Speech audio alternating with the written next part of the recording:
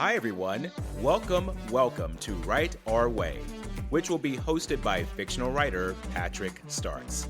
If you have not read the description below, these podcast discussions will be surrounded around writing short stories and novels, discussions of storytelling through film, using comparisons from the 80s and the current movies we see today, as well as discussions about how these movies impact our lives, or if not, why. If you are a writer, a reader, or neither of the two, who is looking for some inspiration, a little motivation, something that will get you excited about writing, something that will help you develop and feel confident in your own style, then you have come to the right place.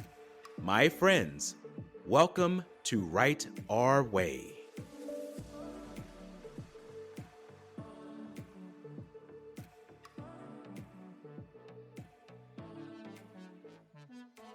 Hello everyone, welcome to Write Our Way. My name is Patrick Starks, and today's discussion, my friends, will be about metaphors. Metaphors. But, my friends, before we get started, we need to first know what metaphors are. Now, this is sad, but I'll be honest with you all. I honestly didn't know what the definition of metaphors were off the top of my head. Because sometimes when you're doing something, you don't really think about too much of what it means. You just do it and you eventually get good at it and never really give much thought to why you're doing it in the first place. I mean, especially if you're an avid reader like myself, these sorts of things just click. See what I did there? Now, I'm sure a lot of you out there feel this way about your jobs, right? You know what you're doing. You got good at it, but you don't exactly know why it's so important to the company. Or it could be that you just don't care, and that's cool too, no judgment there. I've had plenty of jobs where I've been on, and I really didn't care much of what the company's reason was for doing it. Most of the time it's because I disagreed with their reasons for it. Some companies, I'll be honest, they have dumb reasons to why they do stuff, but, that's another story. We'll talk about that. Never on this podcast, but maybe if I ever bump into any of you guys in person one day, we can have some coffee and chat about that. Cool? Cool. Moving on, to give you a quick summary about what a metaphor is, it's basically just a figure of speech or the way we as writers make our writing more evocative, meaning bringing strong images, memories, or feelings to mind, which is the very reason why we as writers use metaphors in the first place. Now slow it down. There's no need to go crazy with this. Metaphors are not meant to be added in every sentence or every paragraph. But my friends, do not take my word for it. I truly feel that writers should write however they're feeling that moment of time, and if you sincerely feel that metaphors or galore metaphors is needed for your story, then don't let me stop you or any other writer stop you. Again, everyone, these stories are your stories, and honestly, they should be portrayed in your own image. However, I'm going to be a little strict here, everyone. You should only be adding a metaphor when you're really trying to convey a particular image in your reader's mind, or even an emotion, if you will. For example, normally in a real-life conversation, we would say something like, Sarah cried about her sick husband last night. But in a story, I would see if a metaphor could be applied to this, and say something like, rivers poured down Sarah's face as she watched her husband cling onto the stars held within the ebony skies. Now I know what you're all thinking. This is a much longer sentence than the one before. However, does it not sound more like storytelling? I think you already know the answer to that question. Don't get me wrong. We really could go off of the first sentence, but again, I'm trying to give my readers a certain feeling, a certain image in their head. Let's think about it for a second. The skies almost appear magical for Sarah's husband, right? In fact, the night sounds to be so beautiful that Sarah's husband doesn't even want it to end. Or we could go even deeper and say that the night skies remind Sarah's husband of something. Maybe their first date? Who knows? But damn, can't you see how much more touching that sounds with a metaphor? I'm not dropping any tears over here, ladies and gentlemen, but you get the point about the emotion with metaphors. And see, that right there has already drawn our readers in emotionally to the story. Now, I'm pretty sure all of you are wondering, how is my reader thinking? Well, my friends, you probably have your readers thinking, more so comparing this to their actual life, which pulls them so deep in the story, it probably makes them wonder if the metaphor will end the same way the scenario in their lives did. It is no secret, everyone. We as human beings have a knack for comparing things in our lives or comparing ourselves to other people. And this even happens with some of the greatest minds. Like, they will still compare involuntarily, not even knowing it. But like I've spoken about in previous podcasts, this is the very reason why I feel we as writers can be magicians sometimes. Actual magicians typically play off people's vision. We as writers play off people's emotions. Either way, we're both setting up illusions. But for writers, this is just for fiction. Nonfiction is more like reality, so I wouldn't say we're setting up illusions because a lot of the scenes portrayed in nonfiction are actually real life events. Just saying. And as the saying goes, with great power comes great responsibility. So my friends, I'd ask you all as writers, please, please, please do not use your writing as a tool to hurt your readers. I think we can all agree on that, right? Cool beans. Again, these stories should uplift our readers, not bring them down. Why else read what we have to write in the first place if we're doing that?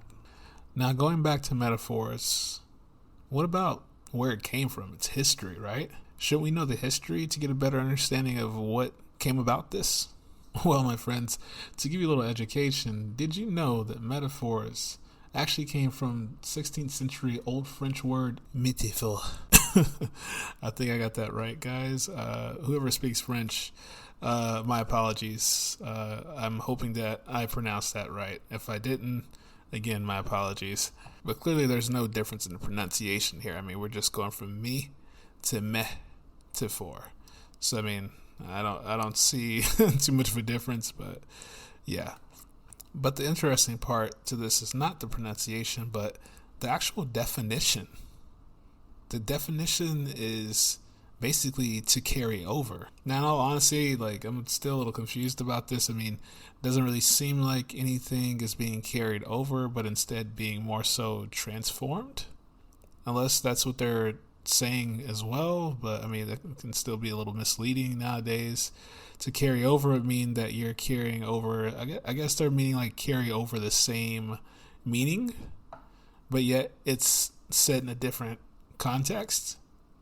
Yeah, I think we can all agree on that. Now, I would say if you wanted to add some humor to your story, a good way to use metaphors would probably be one-liners. Yes, they aren't metaphors, but they are what I like to call the baby brother of metaphors. And to be honest, the only difference between the two are the choice of words.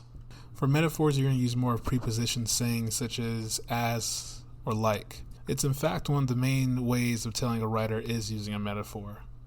If you're ever reading a story, just check and see if they're using a metaphor. They're most likely going to have as or like in it. That'll be a good thing you guys can study or, research after the podcast. But for one-liners, I mean, although we're not really talking about this for today's podcast, I like to say that one-liners can be actually pretty fun. I mean, think about all the Arnold Schwarzenegger movies you guys all watch. Some of even the parts in like the movie Predator where Arnold throws a machete at a guy and basically the guy sticks to the wall and then Arnold says, "Stick around." Even some of the Sylvester Stallone movies. I mean, normally one-liners are only associated with films, but I'm here to tell you that you can absolutely add them to your stories, your novels, your books, etc. And I'd say really the difference with one-liners is just that they are mostly used for dialogue instead of like actually trying to put an image in somebody's head. However, they do get the audience to react a certain way, which, like metaphors, they do play with people's emotions, but in a funny way, not so much on a deep. And last but not least, everyone, I would say if you're somebody who writes poetry, metaphors is definitely going to be your forte. Poetry consists more of metaphors than actual stories. If you are looking for some references or people to look up to and get you inspired as far as metaphors and like actual stories, I would say to look at Homer, the man who wrote Odysseus or the Odyssey. He has some amazing metaphors in there. They're, how should I say, they're kind of outdated. You wouldn't necessarily say it today, but they're still beautiful, guys. And I think he's definitely somebody you want to look at to get a better idea of like how metaphors came about and how they were portrayed in stories. So definitely look up Homer. And as always, it was a pleasure speaking with you all. Stay tuned for episode 9.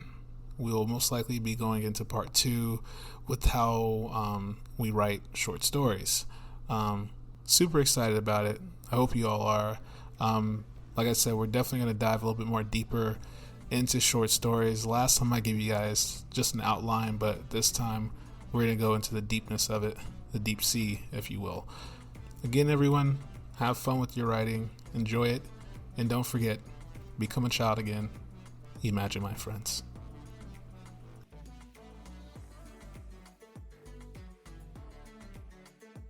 Hope you all enjoyed and had something to take away from today's discussion. To find out more about our lovely host, Patrick Starks, and even some of his writing works, go to www.paycark.com. That's www.paycark.com. Stay tuned for the next episode of Write Our Way, and have yourself a fantastic day.